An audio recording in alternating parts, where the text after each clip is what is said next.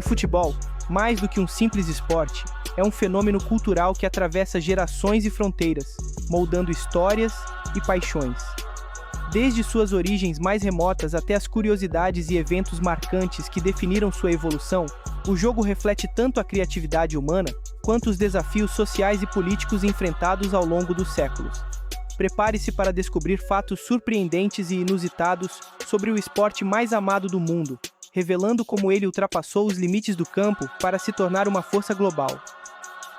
A evidência mais antiga de uma atividade reconhecida como uma forma primitiva de futebol remonta ao século III a.C., durante a dinastia Han, na China. Esse jogo, chamado Cuju, consistia em chutar uma bola de couro através de um pequeno orifício em um pedaço de pano suspenso a alguns metros do chão. Originalmente, era utilizado como um exercício militar, mas rapidamente ganhou popularidade entre a elite. Posteriormente, o Cuju inspirou outros jogos, como o Kemari no Japão, onde os participantes formavam um círculo e buscavam manter uma bola no ar o maior tempo possível com chutes. Essencialmente, era semelhante ao kick-up, mas com regras e vestimentas distintas. Além disso, vestígios de práticas similares ao futebol foram identificados na Grécia e na Itália. No entanto, foi apenas a partir do século IX que o futebol moderno começou a tomar forma. Entre os séculos IX e XIII, uma prática conhecida como futebol medieval ou futebol de máfia tornou-se popular na Inglaterra, Escócia e França. O futebol de multidões era exatamente o que o nome sugere. Grandes grupos de pessoas, frequentemente aldeias inteiras, competiam para levar um pequeno objeto, como uma bexiga de animal cheia de ar, até um local determinado. Praticamente tudo era permitido para atingir esse objetivo, exceto homicídio ou homicídio involuntário. A brutalidade e o caos dos jogos eram tão perturbadores para os não participantes, em 1314, o rei Eduardo II decretou a proibição do futebol em Londres. Nos séculos seguintes, várias tentativas de banir o jogo foram feitas nos 3 países, mas as proibições tiveram pouco sucesso, pois as pessoas continuavam a jogar secretamente. No início do século XVI, uma versão ligeiramente diferente e mais organizada do futebol começou a ser praticada nas escolas públicas da Inglaterra. Esta nova forma era muito menos violenta do que o futebol de multidões, e regras mais estruturadas começaram a ser implementadas, como a restrição ao uso dos pés, a presença de um árbitro e um treinador, a prática de passes e dribles e a inclusão de uma baliza com um goleiro em cada extremidade do campo. O futebol começou a evoluir de um tumulto desordenado para um esporte organizado. Contudo, cada escola desenvolvia sua própria versão do jogo, com regras que variavam ligeiramente entre si. Na escola de rugby, preferia-se uma versão mais violenta do jogo, onde era permitido atacar os adversários e carregar a bola com as mãos e os braços. Dessa forma, surgiram o rugby e o gridiron football. Com o tempo, houve várias tentativas de unificar as regras dos diferentes jogos praticados nas escolas públicas. Em 1848, a Universidade de Cambridge redigiu as primeiras regras escritas, que foram amplamente adotadas. Posteriormente, em 1863, foi fundada a Football Association, em Londres, com o objetivo de promover o futebol sob um conjunto unificado de regulamentos. À medida que o esporte ganhava popularidade global, tornou-se evidente a necessidade de uma associação internacional. Assim, a FIFA foi fundada na França, em 1904. Atualmente, estima-se que 3,5 bilhões de pessoas, metade da população mundial, sejam fãs de futebol. Mas por que países como os Estados Unidos e o Canadá insistem em chamar soccer a esse esporte, enquanto o restante do mundo o chama de futebol? E por que, nesses países, o termo futebol é usado para um esporte em que se usa principalmente as mãos? A resposta faz mais sentido quando entendemos as origens dessa nomenclatura. A origem do termo futebol remonta à Inglaterra, e aqui está o motivo. Quando a Football Association foi fundada em Londres, em 1863, o esporte passou a ser oficialmente conhecido como Association Football. Esse título completo foi criado para diferenciar o Association Football de outras variantes, como o Rugby Football e o Gaelic Football. No entanto, usar os nomes completos em conversas era algo pouco prático, e abreviações eram bastante populares na época. Um método comum para criar esses apelidos envolvia o sufixo "-er". Assim, o rugby football foi apelidado de rugger, e o association football tornou-se footer, ou soccer, muitas vezes escrito com CK naquela época. O termo soccer deriva, portanto, de uma abreviação da palavra association, no título completo do esporte, Association Football. Em 1998, ocorreu um evento inusitado durante um jogo de futebol na capital da República Democrática do Congo.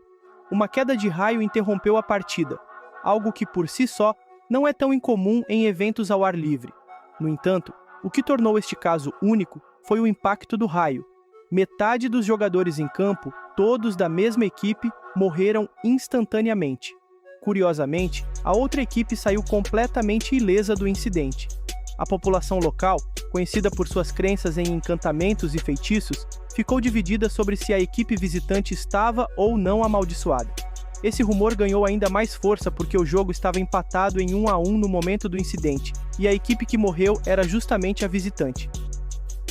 O placar mais alto já registrado no futebol profissional aconteceu em 2002 em Madagascar, com um impressionante resultado de 149-0. No entanto, essa pontuação absurda ocorreu porque os jogadores da equipe perdedora deliberadamente chutaram a bola contra o próprio gol, em protesto contra uma decisão do árbitro. Antes disso, o recorde era de 1885 com um resultado de 36-0. Já no futebol internacional, o recorde de maior vitória ocorreu em 2001, em uma partida entre a Austrália e a Samoa Americana, que terminou com 31-0. Assim como no jogo de 1885, esse placar se deu pela enorme diferença de habilidade entre as duas equipes. Para muitos, o futebol é muito mais do que um esporte, é uma verdadeira paixão global. No Brasil, o futebol é praticamente uma religião, e como qualquer fé intensa, pode levar a situações extremas. Um exemplo marcante disso foi a Copa do Mundo de 1950, realizada no próprio país. Na final, o Brasil enfrentou o Uruguai, e nos dias que antecederam o jogo, tanto a imprensa quanto o público estavam confiantes de que o Brasil seria o campeão mundial. No entanto, para a surpresa de todos, o Uruguai venceu por 2-1, em uma das maiores reviravoltas da história do futebol. A derrota foi tão impactante que alguns torcedores, tomados pelo desespero, se jogaram da arquibancada do estádio. Nos dias seguintes, jornais e rádios brasileiros tentaram minimizar ou até mesmo negar o fato, tamanha era a incredulidade. O episódio ficou conhecido como Maracanazo, uma referência ao estádio do Maracanã, onde ocorreu a fatídica partida. Deixe nos comentários abaixo se você conhece alguém que viveu essa época ou já ouviu relatos sobre o impacto dessa derrota. Ainda mais dramático, a Copa do Mundo de 1970 acabou desencadeando um conflito armado entre duas nações, mostrando como a paixão pelo futebol pode ter consequências inimagináveis. Em 1969, Honduras e El Salvador se enfrentaram nas eliminatórias para a Copa do Mundo, em uma série de jogos que rapidamente ultrapassaram os limites do esporte. No primeiro confronto, Honduras venceu por 1-0, provocando episódios de violência entre os torcedores. No segundo jogo, El Salvador venceu por 3-0, desencadeando uma nova onda de tumultos e confrontos. Por fim, um jogo de desempate foi realizado, e El Salvador saiu vitorioso com um placar de 3-2. Antes desses eventos, as relações entre as duas nações já eram tensas. Após a vitória final de El Salvador, hondurenhos começaram a perseguir e agredir imigrantes salvadorenhos em retaliação à derrota. El Salvador interpretou essas ações como uma forma de genocídio, e no mesmo dia, rompeu todas as relações diplomáticas com Honduras. 2 semanas depois, lançou um ataque militar contra o país vizinho. O conflito, que ficou conhecido como a Guerra do Futebol, durou apenas 4 dias, mas foi devastador. Mais de 2.000 pessoas morreram antes de um cessar-fogo ser assinado, deixando um trágico exemplo de como o esporte pode se tornar o estopim para tensões políticas e sociais profundas. A bola de futebol mais antiga ainda existente foi descoberta durante uma escavação no castelo de Stirling, na Escócia. Acredita-se que ela tenha cerca de 450 anos, e é feita de bexiga de porco revestida com couro de vaca. Curiosamente, sempre que o jogador mexicano Javier Hernández, conhecido como Chicharito, participa de uma partida, os índices de criminalidade no México diminuem significativamente. A polícia mexicana observou que criminosos em todo o país fazem uma pausa em suas atividades ilícitas para assistir aos jogos desse ídolo nacional. Crimes como roubos de carros, assaltos e furtos apresentam uma queda notável enquanto ele está em campo. Além disso, sua participação em jogos também está associada a um aumento na taxa de natalidade no país. Durante a Copa do Mundo de 1962, um confronto entre Chile e Itália ficou conhecido como a Batalha de Santiago. A tensão entre as nações e as equipes já era elevada antes do jogo, e isso se refletiu em uma partida extremamente violenta. O primeiro incidente ocorreu apenas 12 segundos após o apito inicial, e momentos mais tarde um jogador chegou a aplicar um chute digno de uma luta, não de futebol. O árbitro, Ken Aston, esforçou-se ao máximo para conter os ânimos exaltados, mas o jogo ficou marcado pela agressividade. Como consequência direta dessa partida, Ken Aston propôs a introdução de cartões amarelos e vermelhos, como uma forma clara e eficaz de punir jogadores por conduta imprópria. Essa ideia revolucionou a forma como as penalidades são aplicadas no futebol. A ideia dos cartões amarelo e vermelho aparentemente surgiu a Ken Aston enquanto ele dirigia e observava os sinais de trânsito com as cores verde, amarela e vermelha. Essa inspiração levou à criação de um dos sistemas de penalidade mais icônicos do futebol. Em 1863, a recém-criada Football Association da Inglaterra estabeleceu que os postes de uma baliza deveriam estar separados por 24 pés, 7,32 metros, uma medida que permanece até hoje. No entanto, a altura da baliza não foi especificada. Na época, utilizava-se uma corda para indicar a altura, mas teoricamente, ela podia ser ilimitada, permitindo que um gol fosse válido desde que a bola passasse entre os postes. Essa falta de padronização levou a frequentes discussões e conflitos.